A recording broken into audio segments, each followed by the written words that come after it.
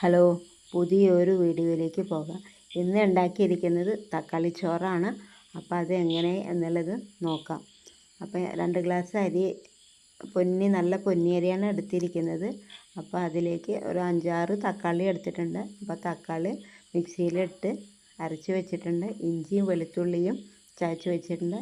Cooker വെച്ച് എണ്ണ ഒഴിച്ചു.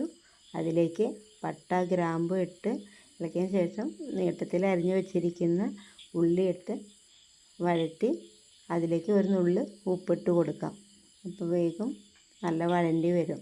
അപ്പോൾ അത് കാരണം കൊണ്ട് പിന്നെ പച്ചമുളക് ഇട്ട് നല്ല ഇളക്കി അതിലേക്ക് ഇഞ്ചിയും വെളുത്തുള്ളിയും ചതച്ച് വെച്ചിരിക്കുന്നത് ഇട്ടിട്ട് നല്ലപോലെ ഇളക്കുക. പച്ചവാസന പോകുന്ന വരേക്കും ഇളക്കണം.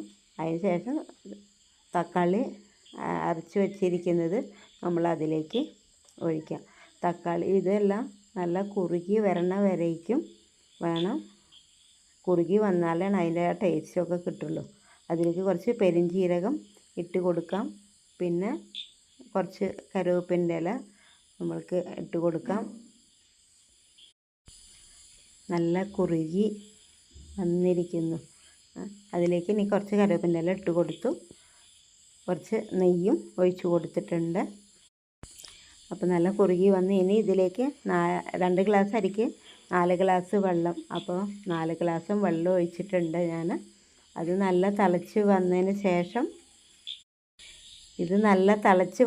ശേഷമാണ് അരി ഇടാൻ പാടുള്ളൂ. അപ്പോഴാണ് നല്ല ടേസ്റ്റായിട്ട് വരുള്ളൂ. അപ്പോൾ ഇനി അതിലേക്ക് അരി ഇട്ടതിൻ്റെ ശേഷം നല്ലതുപോലെ തിളച്ച് വരണം. അതിന് ശേഷമാണ് മൂടി വയ്ക്കാൻ പാടുള്ളൂ. അപ്പോൾ നല്ല തിളച്ച് വരുന്നുണ്ട്. അതിൻ്റെ മേലെ കണ്ടില്ലേ എണ്ണയൊക്കെ ഇങ്ങനെ പാറി നിൽക്കുന്നുണ്ട്. അത് കാണാൻ തന്നെ ആ ചുവന്ന കളറും ഇവിടെ നല്ലൊരു ഇതാണ് കാണാൻ. നല്ല രസമുണ്ട് കാണാൻ. അതിലേക്ക് കുക്കർ മൂടി വെച്ചു.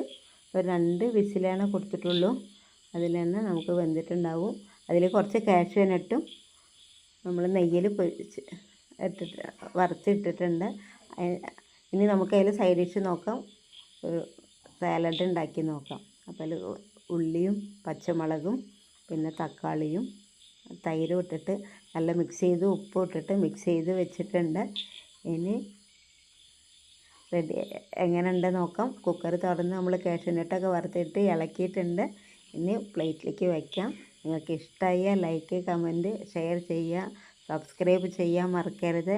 എല്ലാവരും ഒന്ന് ട്രൈ ചെയ്ത് നോക്കണം. കമൻറ്റ് പറയുക. നെക്സ്റ്റ് വീഡിയോയിൽ കാണാം. Thank you.